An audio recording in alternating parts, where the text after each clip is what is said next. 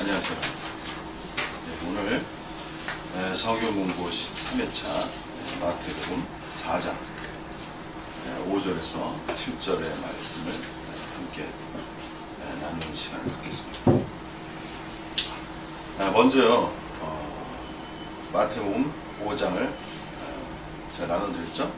같이 한번 큰 소리로 읽겠습니다. 5절 시작. 이에 마귀가 예수를 거룩한 성으로 데려다가 성전 꼭대기에 세우고. 지난 시간에는 이제 우리가 예수님께서 굶주리셨을 때 먹는 문제를 가지고 찾아낸 시간이죠. 인생에서 하나의 큰 시험은 뭐냐면요, 먹고 사는 문제예요. 먹고 사는 게 굉장히 중요하잖아요. 일종의 현실성이죠. 열심히 일해야죠. 돈을 벌어야죠. 무시할 수 없는 것이죠. 그러나 인간의 본질은 먹고 사는 것보다 더 중요한 것, 그것이 필요 없다는 얘기가 아닙니다. 사람이 떡으로만 살 것이 아니라고 했기 때문에 현실성도 필요하다는 거예요. 그러나 그것이 본질은 아니라는 거죠. 하나님 입에서 나오는 모든 말씀으로 살 것인가. 그래서 인간이라는 존재는 하나님의 말씀으로 살아가는 일종의 영적인 존재를 가지고 있다는 것을 여러분이 아셔야 돼요. 아까도 이제 텔레비에 먹는 얘기도 하고 놀러 가는 얘기도 많이 했지만, 그런 건 일종의 일시적인 거야. 필요 없다는 얘기보다도 일시적인 거야. 그것이 인간의 근본적인 욕구를 만족시킬 수는 없어요. 참 인간은 기묘한 존재예요. 인간은 써보세요. 인간은 무한을 하나님이죠. 가래하는, 무한을 가래하는 존재예요. 가래. 네. 네, 제가 아는 가래가 간절히 이렇게 고하는 그러한 존재성을 가지고 있어요. 간구한다, 갈망한다 하지만 가래라는 단어가 제가 볼 때 뉘앙스가 좋아요. 아주 간절히. 그러니까 하나님을 떠나서는 인간은 완전한 만족에 이를 수 없는 거예요. 인간이 참 기묘해요. 어떤 것을 해도 인간이 만족할 게 그때뿐이야, 사실은. 예수님께서 내 배에서 그 생수의 강이 흐른다고 했잖아요. 내 배에서. 이 구절 이해하기 되게 어렵거든요. 배에서 생수의 강이 흘러? 육신의 배에서 생수의 강이 흘러? 이런 것보다도 정말 하나님을 향하는 사람들, 하나님을 통해서 은혜를 얻는 자들의 특징은 뭐냐면, 끊임없이 속에서부터 생수가, 새로운 것들이 흘러나오는 거예요. 왜? 하나님은 어떤 분이에요? 하나님은 무한의 하나님. 오늘 기독교에서 우리가 새롭게 주의해야 할 단어가 뭐냐면 무한의 하나님이라는 거야. 무한이라는 단어가 참 중요한 거야. 하나님은 다만 하나님이라고 말할 때 귀한 단어인데, 이게 일종의 고정화가 돼요. 고정화가 된다. 하나님은 무한으로 이렇게 펼쳐나가야 돼. 그게 무슨 소리냐면, 하나님은 알아도 다 알 수 있다, 없다? 없다라고 나가요. 다 안다는 순간에 뭐래? 그 자체가 오류이며, 다 안다는 순간에 하나님의 고정함에 빠지고, 그럴 때 인간은 뭐가 돼? 하나님의 새로움이 사라집니다. 하나님의 새로움이 사라질 때 하나님이 생명화되지 않는 거예요, 여러분. 그래서 무한이라는 단어가 너무나 귀한 단어예요. 하나님은 알아도 다 알 수 없는 그 광대한 하나님이라는 인식을 가져야 늘 새롭게 열린 관점에서 하나님 함께 나아갈 수가 있는 거라고. 이게 새롭잖아요. 그죠? 이게 얼마나 행복한 거야, 이 말 자체가. 그래서 무한이라는 단어가 너무 행복한 말이야, 사실. 무한의 하나님 한번 외치는 것도 행복하다고. 한번 해보세요. 무한의 하나님. 무한의 하나님. 예, 이래도 이게 마음이 기쁘다니까. 아까 인생이라는 게 뭐냐면, 인생에서요, 이걸 아셔야 돼요. 인생의 미래성인데, 인생의 미래라는 게 있잖아요. 미래를 하나님은 알지 못하게 했어. 그죠? 미래를 알지 못하게 해줬다. 미래를 다 알면 재미있어요, 없어요? 재미없는 거야, 그거. 그죠? 그래서 미래는 그래서 뭐라 해야 돼? 불확실성이 있는 거야. 이거 하나님의 하나의 역사야. 불확실성. 알 수가 없어. 알 수가 없기 때문에 이제 긍정적인 것도 있고 부정적인 것도 있고. 그래서 여기서 이제 우리 미래 신학적 관점에서 미래는 불확실하지만 미래가 우리가 하나 미래성에서 우리가 반드시 마음속에 가져야 할 단어가 뭐냐면 뭐예요? 네? 창조성. 창조성이라는 건 제가 다시 바꿔 말씀드리면 이건요 새로운 존재라는 거예요. 기독교의 위대함은요 미래로의 새로운 존재화가 되어야 돼요. 내가 새로운 존재로 확장해 나가는 거예요. 계속해서 무한적으로. 선생님 한 번만 더 줘요. 네? 기독교의 위대함이란? 한 번 나오면서 기독교의 위대함이라는 내 존재가 새로운 존재로 무한 확장해 나가는 거예요. 이게 중요한 거예요. 자, 이제 오늘 이게 마태복음 해야 되는데 자꾸 많이 나와. 자, 어차피 오늘 이제 첫 번째 뭐냐면은 말이 나왔는데 이게 거룩한 성으로 데려다가 성전 꼭대기에 세웠다고 그랬거든요.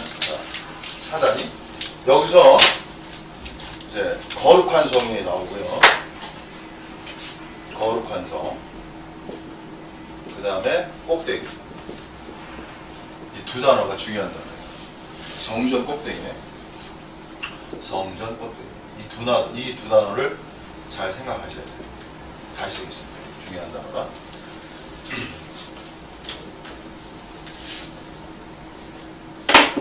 거룩한 성. 그 다음에 성전 꼭대기. 자, 사단이 이제 두 번째 시험에서는 뭐냐면은 예수님을 거룩한 성으로 데려갔어요. 그리고 성전 꼭대기에 데려갔어요. 일단은 먼저 사단의 역사라는 거죠. 요 말씀 전하기 전에 이거는 실체적으로 예수님을 이동시킨 거예요. 실체적으로. 그냥 환상이 아니고 실체적으로 이동시킨 거라고. 그래서 우리가 뭐라 그러냐면 사탄도 무슨 역사를 할 수 있다? 초자연적인 역사를 할 수 있어요. 아멘? 할 수 있어요? 없어요? 초자연적 역사를 할 수 있어요. 이게 사단의 구분. 그러니까 성령도 초자연적 역사를 할 수 있어요? 없어요? 할 수 있다. 이게 어려운 거야. 그럼 이게 성령으로 인한 거야, 사단으로 인한 거야. 이거 구분해야 된다고. 그래서 사실 신앙이라는 건 깊이 들어갈 수 있어요. 그 성령을 체험하면 할수록 더 이게 사단에 대한 지식이 깊어야 합니다. 그냥 이런 걸 관심 없고 하는 사람들은 사단이 깊은 방식으로 나타나질 않아요. 근데 하나님을 진정으로 추구하면 반대자 사단이 나타나. 그래서 인간을 속여.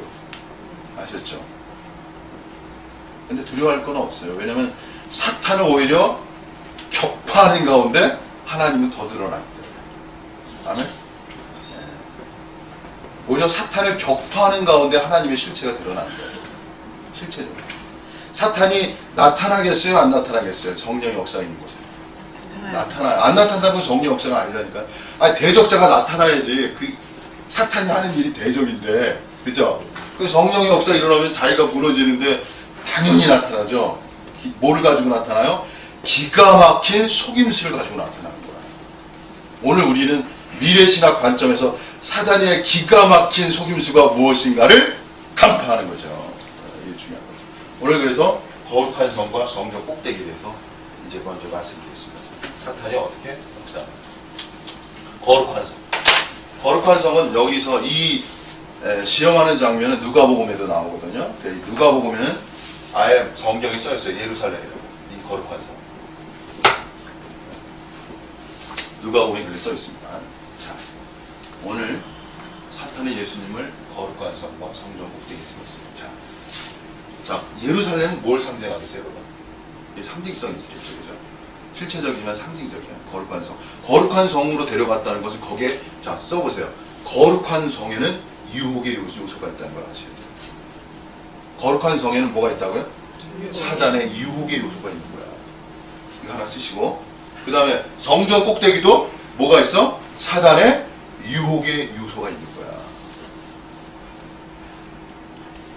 사단은 우리가 생각한 것 그 이상으로 역사한다는 걸 아셔야 돼요. 결코 만만한 존재가 아니에요. 사단을 격파해야 하나님이 나타나는 거예요. 그래서 만만치 않은 존재를 격파해야 실체 위대한 하나님이 나타나실 거죠. 그래서 예루살렘이라는 것은 뭐냐면 일종의 뭘 상징해요? 종교성을 상징합니다. 종교성. 흔한 말로 세상에 있는 사탄을 간파하는 게 쉽겠어요? 종교 속에 감추어진 사탄을 간파하는 게 어렵겠습니다. 이제 이해하셨죠, 여러분? 네. 종교 속에 사탄이 있겠어요, 없겠어요? 그렇지요. 바로 그겁니다. 오늘 이 시대에 우리가 보아야 될 게 뭐예요? 종교 속에 있는 사단을 간파해야 한다 이거지. 아멘? 네. 자, 2000년 전 예수님께서 오셔가지고 뭐를 드러내신 거예요?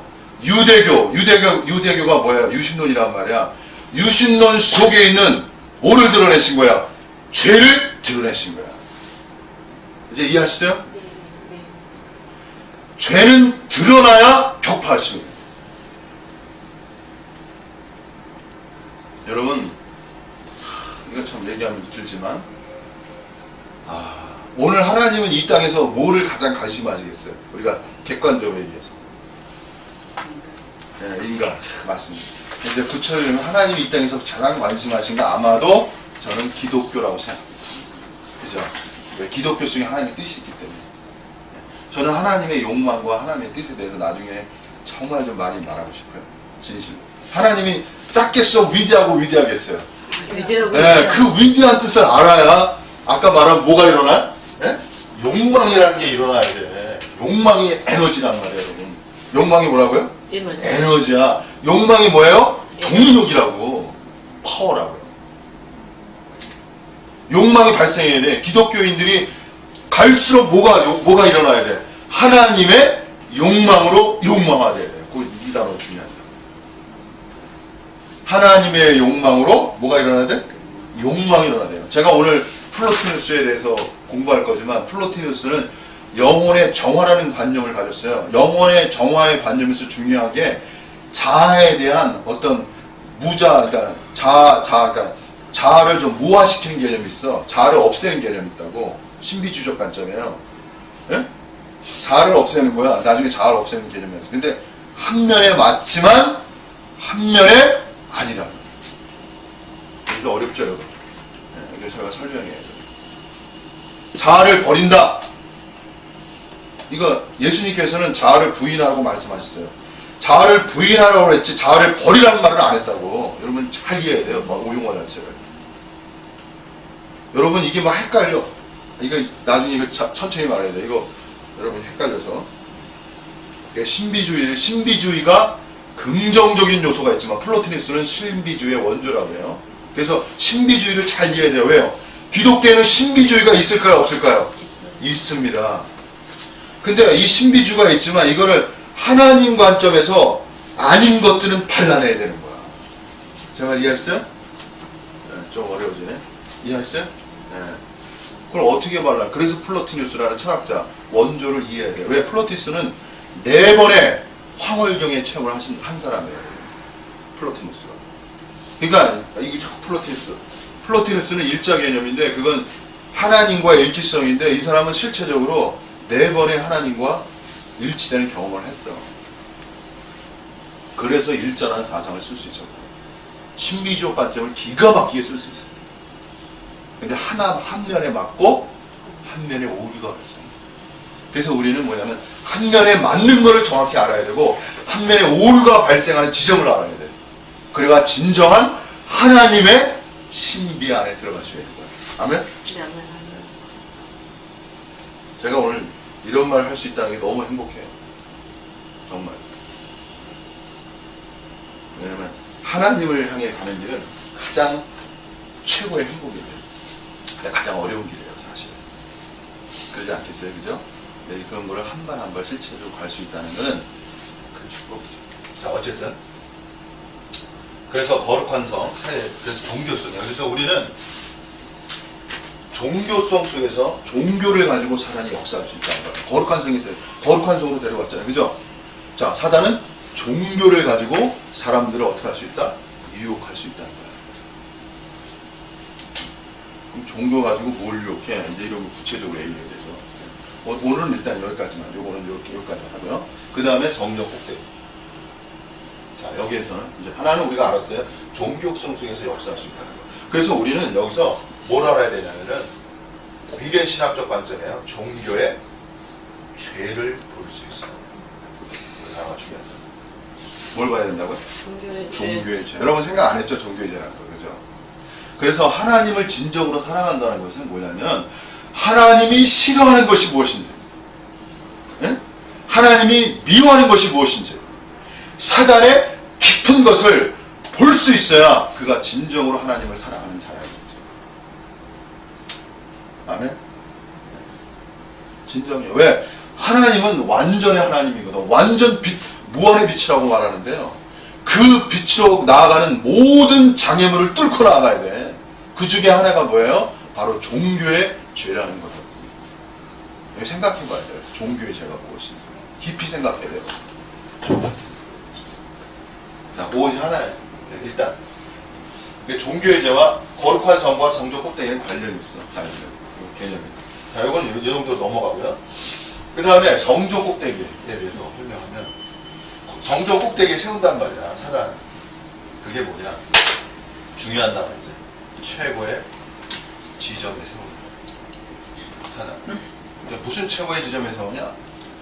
계시의 최고의 지점이라고 소위 말합니다. 최고의 계시를 봤어. 아주 좋죠? 이렇게 봐야죠? 그죠? 근데 거기에 무슨 요소가 있어? 사단의 유혹의 요소가 있다는 걸 알아야 돼요. 이해하시는 것도 훌륭한 거예요. 네. 네. 왜 최고의 지점에 서게 되면 문제가 생겨요? 네? 최고, 여기 무한이라는 단어가 그렇게 위대하다는 거야. 무한의 하나님 앞에 최고라는 게 존재할까, 안 존재할까? 바로 그런 거예요. 그래서 많은 교회에 많은 파가 있잖아. 많은 이단도 있고. 그건 왜 그러냐면 본인 단체가 최고라는 지점에 섰다고 말하기 때문에 이게 문제가 되는 거야. 이해했어요? 네, 그것은 문제가 되는 거예요. 그래서 그 모든 사람에게 뭘 얘기해야 돼? 무한의 하나님을 말해야 돼요. 하나님은 당신이 최고라는 그 지점에 있지 않아. 항상 그 지점을 어떻게 하나님은 넘어서 있어. 그래서 여기서 위대한 말을 한마디 하겠습니다. 미래신학의 관점이에요. 여러분 이 말은 어려워요. 이 말 여러분 쓰세요. 미래신학의 관점이야. 하나님의 관점. 이 단어 굉장히 중요하다. 하나님의 관점. 그냥 쓰기만 하세요. 이거 설명하는 하나님의 관점이라는. 그러니까 이거는 소위 말하면 하나님을 하나님 되게 하는 이야기예요, 여러분. 그냥 이렇게만 쓰세요. 네? 이거 설명하면 길어가지고 하나만 써도 굉장히 하나님이 넓혀지잖아요, 그죠? 이렇게 말을 해도 하나님이 얼마나 위대하고 위대하다는 걸 느낌이 오죠. 일단 뉘앙스로 그렇게만 잡으시고. 자, 이거 하나만 쓰시고 이건 지금 설명하기가 좀 그렇고 지금.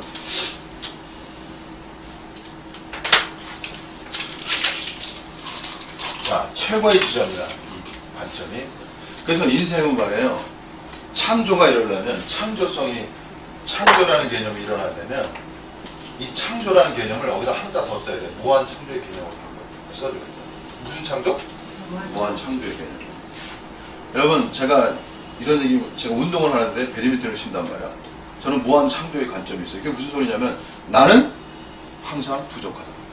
이거예요. 항상. 그래서 무한 창조는 뭐냐면 무한 결핍을 느껴야 돼. 이게 그래서 아까 말한 무한 결핍의 관점이 뭐야? 예수님이 말씀은 아주 실체적인 얘기예요. 가난이란 말이야. 가난한 자가 복이 있다. 심령이 가난한 자가 복이 있다. 심령이라는 건 인간의 가장 깊은 중심을 말한다고. 여러분 가장 깊은 중심으로부터 뭐가 있어야 돼? 무한이라는 단어가 중요해요. 결핍을 느껴야 돼.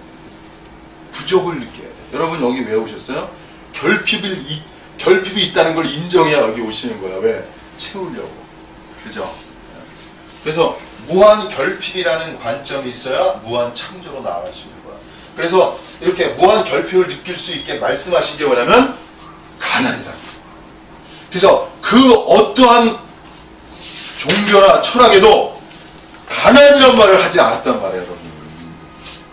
오직 누가 말씀하신 거야? 성자이신 예수님이 말씀하신 거야. 그 위대한 하나님이. 그래서 위대한 거야. 그 가난이 그 누구에게 하지 않았다니까, 여러분. 성자만이 말씀하신 거야. 그래서 그분이 하나님이야. 가난이란 이 단어이 너무나 위대하고 위대해, 여러분. 성경의 말씀은 위대하고 위대한 거야. 가난이 새롭게 들리죠? 그죠? 그렇게 가난이 새롭게 들려야 돼. 하나님의 말씀이 어떻게 새롭게 들려야 새로운 하나님을 만날 수 있는 거예요. 최고의 지점에 이르렀으면요, 문제가 뭐냐면 최고가 되는 최고의 지점을 찍는 순간에 무엇이 없어져? 네, 가난이 없어지죠. 아, 중요한 말씀했어요. 최고가 되는 순간 이미 다 있는데 가난할 필요가 있어 없어? 없는 거야. 그래서 예수님의 말씀으로 돌아와야 되는 거야. 그 하나의 말이지만 그것이 우리의 생명이 되는 거야, 이 말씀이. 오늘 시대 최고의 지점에 갇혀가지고 더 이상 가난의 영이 없어. 자기가 다 한다고 완전히 속는 거야, 여러분. 최고의 지점에 다 섰다는 관점이 설정되는 순간에 하나님은 무한의 하나님이 되는 게 아니에요. 제가 이해하시죠? 오늘은 제가 아주 그냥 좀 따라오셔야 되겠네요. 말이 빨라가지고. 우리 선생님이 막 길을 주십니다. 기가 막히게 고마우신 분. 저는 정말 저에게 이렇게 도움을 주는 분이 있다는 게 너무 감사해요. 여러분 마찬가지예요. 인간에서 도움을 주고받는 존재예요. 혼자가 아니야, 우리 사실. 저 높고 높은 에베레스트는 혼자 갈 수 있어요, 없어요? 못 가요. 가다 죽는 거예요. 반드시 누가 2인 1주가 돼야지, 그죠? 함께 가는 거야. 함께가 중요해, 함께. 혼자가 아니고 함께. 자, 그래서 성전 꼭대기에 있는 이 최고의 지점에 섰다고 할 때 사단의 사단의 역사가 시작되는 거야. 이게 중요하죠? 자신이 최고의 지점에 섰다라고 말할 때 누가 역사한다고? 뭐가 역사한다고? 사단이 역사한다. 아까 말한 가난의 영을, 실체적으로 가난의 영을 없앱니다. 그리고 여기에 많은 부작용이 일어나요. 오늘은 뭐 이거 다 말할 수는 없고, 항상 다 말할 수는 없고, 이렇게만 얘기도 충분한 것 같아요, 여러분. 네? 그죠? 가난의 영의 축복이야. 라오디게아 교회가 있어요, 요한계시록에. 제가 말했죠. 그들의 특징이 뭐라고? 나는 부자라. 그게, 자, 보세요. 나는 부자라 말하는 순간에 그 사람은 뭐야? 눈먼 사람이 되는 거야. 안약을 사서 바르라고. 그거 지금 찾지 못합니다. 시간이 없어서. 요한계시록에 있어요. 나는 부자라고 말하는 순간에 그 사람은 무슨 사람이야? 소경이 되는 거야.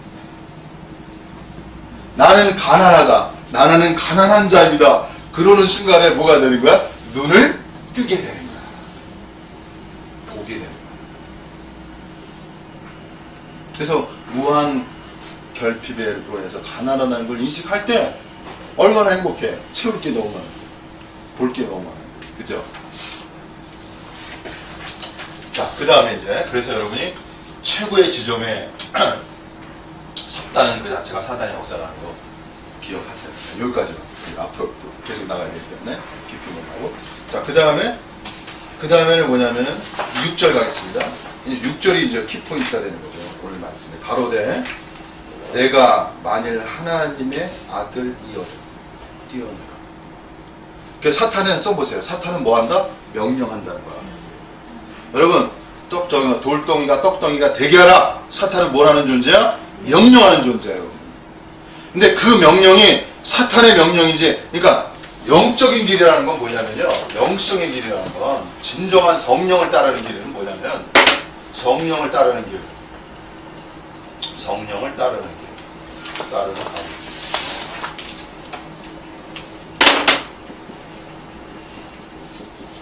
이 중요한 게 성령을 따르는 길에서 중요한 건 지난번에 제가 말씀드린 게 뭐냐면 몸을 뭐라고요? 몸을 다스릴 문제를 얘기했어요. 그렇죠? 지난 시간에. 나중에 이것도 제가 철저하게 세부적으로 아주 가르쳐드릴 겁니다. 제가 이렇게 한꺼번에 다 할 수가 없어요. 오늘 두 번째로 가르치는 건 뭐냐면 이게 중요한 거예요. 성령을 따르는 길에서는 사탄의 명령이 있다. 성령의 명령이 있다. 이 두 가지를 구분해. 사탄도 뭐 할 수 있다고? 명령할 수 있어요, 인간에. 그게 시험이에요. 이게 중요한 문제입니다. 아셨죠? 사탄도 뭘 한다고 인간에게? 명령하는 거예요. 어떤 모양으로 명령해? 성령의 모양으로 명령하는 거예요. 성령처럼 명령난단 말이에요. 여기 기가 막히거든. 뭐 뛰어나래라 그러면 돌에 부딪히지 않게 해라. 굉장히 이거 성경 말씀을 인용한 거야. 시편 말씀 인용한 거라고. 그래서 진짜 성령의 길을 가는 사람들은요, 사탄의 명령과 성령의 명령을 구분하는 분별력을 가져야 돼요.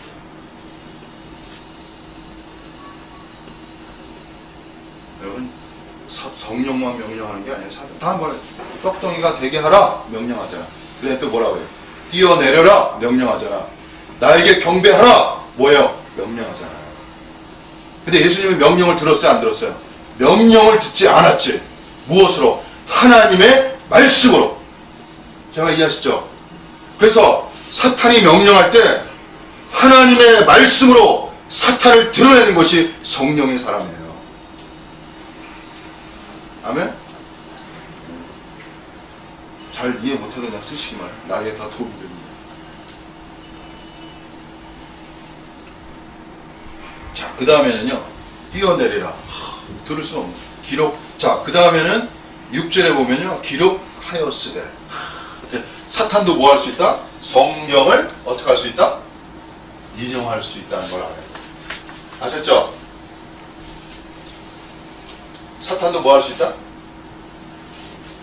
성경을 인용할 수 있다는 거예요. 아, 이거 좀 어렵다. 네. 여러분 수준이 되기 때문에 제가 말씀드립니다. 이거 어려운 수준이에요. 자, 유혹에서 사람이 떡으로만 살 것이 아니요 하나님에서 나오는 모든 말씀으로 살 것이니라. 이렇게 하나님 말씀을 신명기 말씀을 예수님이 인용했잖아요. 그죠?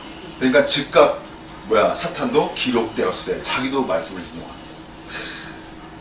그래가지고 뭐라고 하냐면 저가 너를 위하여 그 사자들을 명하리니 저희가 손으로 너를 받들어 발이 돌에 부딪히지 않게 하리로다. 이 말 했단 말이에요. 요게 뭐냐면은 시편 91편 11절 12절의 말씀이야. 정확하게 시편 91편에 있는 말씀이야. 제가 나눠드린 2페이지에 있어요. 저가 너를 위하여 그 사자들을 명하사 내 모든 길에 너를 지키게 하시리라. 저희가 그 손으로 너를 붙들어 발이 돌에 부딪히지 않게 하리로다. 이게 시편에 있는 말씀이다. 그러면 이게 맞는 말씀 아니에요, 그죠? 하나님의 말씀이잖아요. 이게 틀린 말이 아니란 말이에요. 네? 그대로 나왔잖아. 사단이 그대로 인용하잖아. 그죠? 예수님이 이거 어떻게 해야 돼요? 말씀 그대로. 하나님 그렇게 하실 거 아니야, 그죠? 돌에 부딪히지 않게 하실 거 아니야, 그죠? 여러분, 이 유혹을 어떻게 이걸 간파해내겠어? 이게 참 어려워요, 그죠? 여기 한 가지 이제 말씀드릴게요. 중요한 말씀입니다. 사탄을 이기려면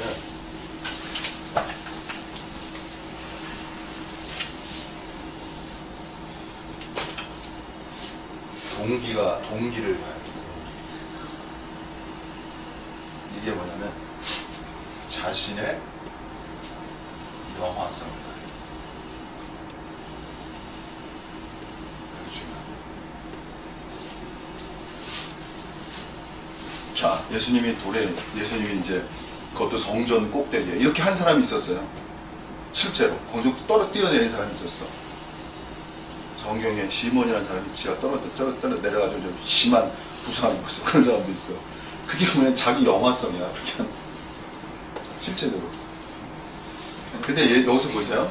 예수님이 그 거룩한 성에 가장 꼭대기에서 뛰어내렸는데 사자들이 탁 그걸 감싸놔가지고 부딪히지 않게 해서, 그게 만약에 현실로 나타났으면 사람들 어떻게 했어? 와, 뭐가 일어났겠죠. 그죠?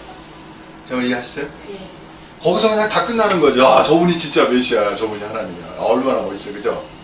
근데 중요한 건 뭐야? 하나님의 뜻은 그게 아니다라는 거야. 하나님의 뜻은 뭐예요? 인간의 모든 죄를 짊어지고 예수님이 어디로 가시는 거야? 십자가에 가시는 거야. 그래서 기꺼이 피 흘려 죽으셔서 인간의 근원적인 모든 죄를 사해 주시고 영생을 얻게 하시는 게 하나님의 뜻이에요. 제가 이해하시죠? 그러니까 하나님이 예수님을 향하신 뜻이 사단이 향한 그 뜻이 아니야. 제가 이해했어요? 네. 그래서 사단은, 여기 중요한 거 있습니다. 사단은 인간을 무엇으로 유혹하냐면 자기 영화성으로 유혹합니다.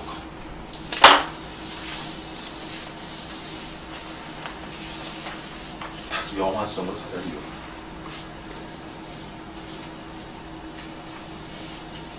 자, 그래서 에밀 브루너라는 신학자가 있어요. 유명한 신학자예요. 이분이 쓴 거를 제가 옮겨왔습니다. 복음을 받고 그리스도를 영접하여 성령 안에서 중생한 자가 바로 인격에 있어서 자기 영화성에서 돌이켜. 그러니까 하나님께로 나아간다는 건 뭐야? 구원받는다는 것은 자기 영화성에서 돌이킨다. 그리고 뭐야? 하나님 영화성으로 삶의 길을 바꾼다. 그래서 밑줄 쫙 써보세요. 네, 2페이지에 있어요. 자, 뭐라고요? 자기 영화성에서 돌이켜 하나님 영화성으로 삶의 길을 바꾼다. 2페이지.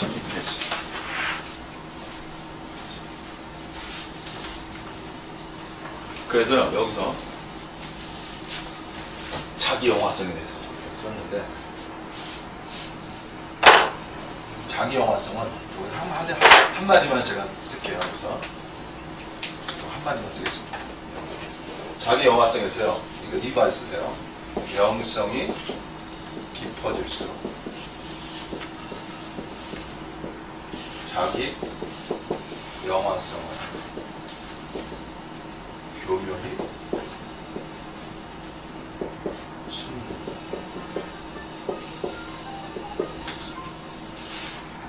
영성이 죄야. 영성이 되는 자기 영화성이 어떻게? 교묘한 방식으로 숨어들어. 그런 사람들이 누구냐면 바로 바리새인이야. 그 외식이 뭐야? 다른 말로 자기 영화성이에요. 나중에 외식에 대해서 제가 말씀드릴게요. 여러분, 외식이라는 게 여러분 쉽게 알 수 있을 것 같죠? 그러지 않아요. 외식이라는 게 간파하기 어려워요.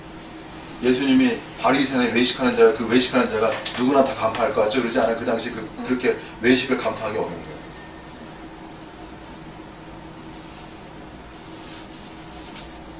그래서 영성이 깊어질수록 뭐야? 자기 영화성이 높아집니다.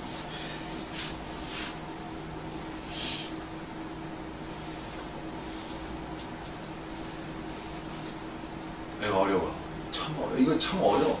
참 이렇게 말하기도 어려워. 그래서 제가 지난번에 이제 말씀드렸지만 자꾸 이제 제가 정연홍 목사가 가감해 줍니다. 가감한 사람이 됐어요. 과감해진 사람이 됐어요. 이제.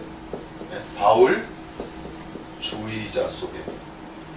글쎄요, 이거 이 동영상을 보는 사람들 속에 바울 주의자 속에 뭐가 숨어 있어? 자기 영화성이 숨어 있을까 없을까? 숨어 있어요. 숨어. 나중에 어떻게 숨어 있는지 알겠습니다. 자, 그 정도만 하고요. 그 다음에 이제 마지막으로 7절하고 마치겠습니다. 7절 보시면, 예수께서 이르시되 또 기록되었으되 주 너의 하나님을 시험치 말라. 근데 여기서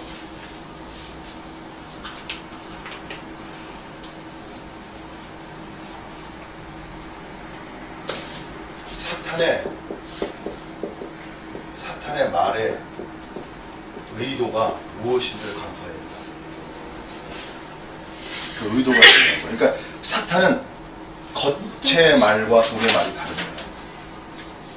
뛰어내려라. 그러면 사자들이 너를 붙일 것이다. 그래가지고 뭘 말하냐면 하나님이 너를 지킬 거야. 하나님이 너를 지킬 거야. 뭐 이렇게 말하는 거죠. 하나님이 너를 지킬 거니까 걱정 안 하고 뛰어내려. 근데 이거는 뭐야? 자신의 영화성을 갖게 하는 사탄의 관계라는 거죠. 이렇게 말을 했지만 실제로 너는 자신의 영화성을 드러내. 이게 이유. 실체적으로. 이렇게 말을 했지만 하나님이 너를 지킬 거야. 뭐 맞죠? 하나님 지키시죠. 그죠? 근데 사실 관계는 뭐야? 너의 영화성을 드러내라. 이게 순간. 근데 사탄은, 예수님은 뭘 한 거야? 사탄이 그 중심에 무엇을 얘기하는지를, 본질을 본 거죠.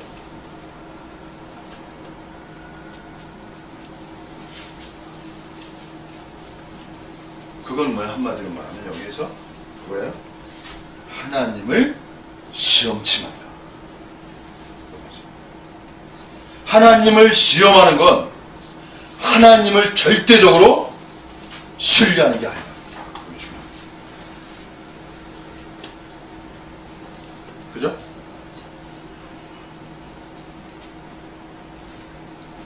자, 그리고 하나님을 절대로 신뢰하지 않아.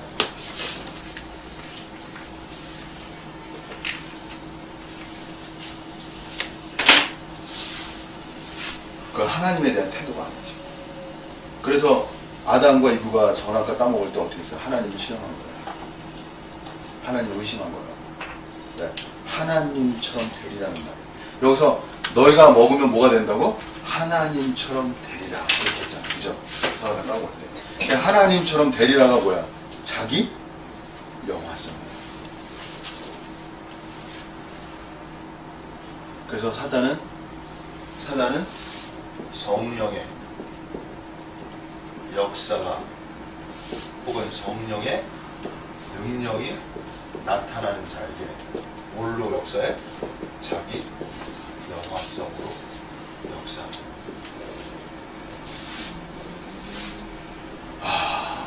참 어려운 거죠. 자기 영화성. 그래서 목사님들 가운데는 하나님이 자신을 불렀다는 얘기를 많이 해요. 하나님이 나를 불렀어. 직장도 내려놓고 하나님이 나를 불렀어. 뭐 하나님이 부르실 수도 있고 쓸 수도 있어요. 그건 나는 부인하는 게 아니에요. 그건 난 하나님이 콜링, 부르시는 거 엄청 소중한 거예요. 그렇게 할 수 있어요. 근데 하나님이 나를 부르셨다는 것을 자꾸 강조함으로써 자신을 영화롭게 하는 건 문제가 돼요. 제가 이해하시죠? 그리고 성경에는요, 여기 있어요. 성경에 뭐가 있다? 여기 있다는 걸 아시죠? 성경에는 여기 있다. 여기. 고린도전서.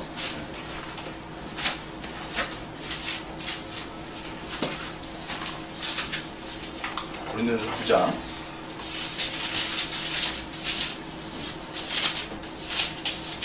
9장 27절에 보시면 이런 말씀이 있어요. 9장 27절. 제가 읽겠습니다. 9장 27절.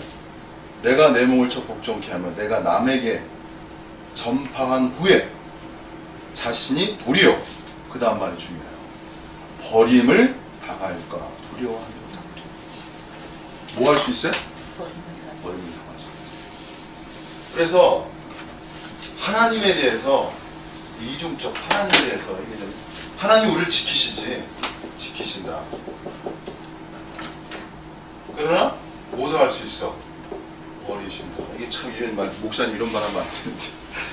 뭐도 알아야 돼요? 버리신다는 걸 알아야 돼. 하나님이 버리기 위해서 버리는 게 아니야. 버릴 수 있다는 것이 가정되어야 뭐가 될 수 있어요? 깨어있는 것이 가능한 거죠. 정말 이해하셨죠? 이 이중적 관점을 이해해. 하나님이 나를 부르셨어. 그러나 하나님이 나를 버리실 수 있다는, 근데 여기서 버린다는 것은 구원을 상실시킨다는 개념이 아니에요. 여기서 또 나중에 구원에 대해서 이야기하는데, 여기서 뭐 구원을 못 받게 한다는 개념이 아니고 상급에 관한 논쟁이거든. 이건 상급, 징계와 상급의 문제가 있어요. 그러나 어쨌든 중요한 거는 하나님이 우리를 지키시지만 잘못하면 어떻게 하실 수 있어? 버리실 수도 있어. 냉정해요. 그래서 우리 미래신의 관점은 이 냉정성이야. 하나님은 사랑이시지만 또 뭐가 있어? 하나님은 냉정하셔. 왜? 창조를 향해 나아가야 되기 때문에. 목적을 향해 나아가기 때문에. 그래서 be alert, 깨어 있어야 됩니다. 두렵고 떨림으로 너의 구원을 이루라. 이게 사도 바울의 말씀이에요. 구원이 받았는데 왜 또 구원을 이루래? 그리고 두렵고 떨림으로. 이해하기 쉽지 않잖아요. 그죠? 구원 다 받았는데 왜 또 구원을 이루라고 말씀했어요. 그것도 두렵고 떨림으로. 그래서 여기서 카를 바르트라는 신학자가 있는데요. 이 신학자에게서 우리가 배워야 될 게 뭐냐면, 그리스도인들은 두 가지를 알아야 돼요. 낙천주의, 그 다음에 위기의식. 이 두 가지를 생각해야 돼요. 낙천과 위기라는 두 가지 생각을 가지셔야 돼요. 낙천이라는 것은 하나님의 은혜 안에서 하나님 모든 것을 행하실 것이다. 정말 하나님 감사합니다. 이런 의식이 있어야죠. 그죠? 그러나 위기의식도 있어야 돼요. 두 가지가 항상 있어야 되는구나. 그렇게 있어야지. 그죠? 아이들 교육하는 것도 마찬가지야. 항상 엄마가 책임져 줄게. 어? 엄마가 공부해. 너는 덕자에 공부만 해. 얼마나 좋아. 그죠? 근데 공부 안 하면 또 뭐라 그래요? 너 이렇게 되겠어. 그죠? 항상 그렇다고 위기만 주면 또 안 될 거야. 그죠? 그래서 낙천과 신뢰와 어떤 위기, 이걸 동시에 줘야 되는 거야. 그래서 위기의 신학이라고 그래요. 칼 바르트라는 신학자. 칼 바르트는 참 위대한 말을 많이 했어요. 여러분, 이 슐라임 마오라는 신학자가 있는데요. 그러니까 하나님의 절대 의존 감정을 말하면서 신앙의 관계를 경건성에서 말했다고. 경건성. 여러분, 신앙이 경건성 맞죠? 근데 경건성이라는 것은 하나님이 우리 안에 계신다는 내재적 관점이 강해져요. 하나님을 체험한다는 관점이 강화된다고. 그죠? 근데 하나님을 체험한다는 관점이 강화되면 거기에 또 오류가 발생해요. 이것도 나를 제가 말씀. 그래서 어떤 자한테는 하나님인가 우리가 하나이다, 일치됐다, 이런 때 몰려가요. 또 그런 단체가 있어요. 한 면에 맞지만 하나의 위험성이 발생한다니까. 그래서 칼바트란 뭐냐면은 하나님과 인간의 무한한 질적 차이를 말한 거야. 하나님과 인간은 근본적으로 차이가 있다고 말한 거야. 그게 초월성이라고. 그 슐라이마는 내재성과 칼바트는 초월성, 이 두 가지를 얘기해서 여러분, 신앙 안에서는 하나님이 우리 안에 내주하신다. 우리가 하나님을 체험할 수 있다는 내재적 관점이 중요하지만, 하나님은 우리가 무한히 추구해도 다 알 수 없는 초월에 계신 하나님이다. 이 이중적 관점이 있어야 신앙이 잘못되지 않는 거야. 그래서 신학자들이 그 말들을 잘 해석해야 돼요. 그래서 우리 미래 신학의 관점은 뭐예요? 내재와 초월을 통한 어디로 향하는 거야? 창조로 나아가는 거야. 내재와 초월과 항상 둘이 싸워요. 내재나 초월이나 둘이 다퉈요. 그게 문제가 아니야. 내재와 초월의 관점은 진정한 하나님으로의 창조의 관점으로 나아가야 돼요. 이것이 목표가 되는 거야. 이게 미래 신학의 본문이라고. 하나님의 긍휼이라고 했어요. 그래서 여러분이 하나님을 어떻게 체험해? 그러나 하나님은 또 우리와 너무나 초월적이야? 질적으로 달라? 이러한 관점으로 신앙을 여러분이 잘 보여야 돼. 네, 잘 이렇게 깨어서 조절해 나가야 돼요. 제가 이제 한마디 더 하면 마지막으로 하겠습니다. 신앙의 문제는요, 반드시 이 문제가 발생합니다, 여러분. 칼비니즘, 알미니즘 중인데요. 하나님의 전적인 은혜와 인간의 자유의지야. 이 두 가지가 발생하게 돼요. 그냥 듣기만 하세요, 여러분. 네. 결국 영성을 추구하시다 보면요, 반드시 이 두 가지 문제에 부딪히게 됩니다. 네. 하나님의 은혜로 다 해. 그러면 인간의 자유의지가 필요 없다는 거야? 문제가 생겨요. 근데 또 하나님의 은혜가 아니고 사람의 의지로 해. 그럼 이건 완전히 이단이 되는 거야. 그래서 하는 말이 뭐냐면, 많이 하는 말에 그냥 균형이 있다. 그런 게 아니에요. 균형이 있다는 건 너무 모르는 말이에요. 두 가지 균형이다. 이게 아니야. 여기서 하나 쓰세요. 하나님의 은혜라는 관점으로 나아갈 때의 그림자가 형성돼요. 쓰시기만 하세요. 그 그림자를 돌파하는 방식으로서의 자유의지론을 말할 수 있어야 돼요. 이게 중요한 관점입니다.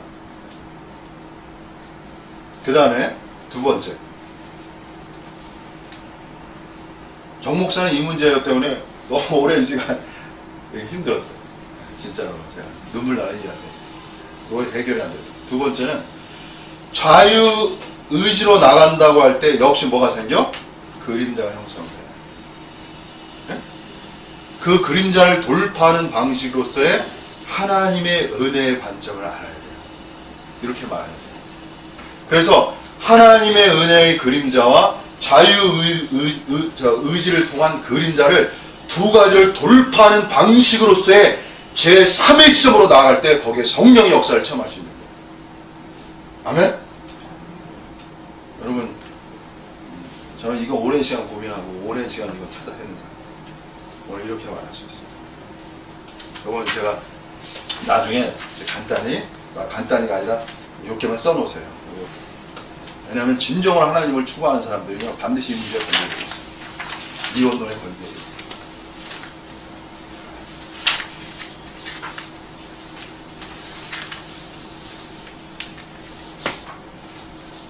자, 오늘은 이제 다 한 것 같습니다. 오늘 이 정도에서 마태복음 4장 5절에서 7절까지 오늘 힘이 나네요. 비운차게 여러분이 잘 이해하셨는지 모르겠어요. 자, 이렇게 잘 이해했어요. 믿고 오늘 마치겠습니다. 감사합니다.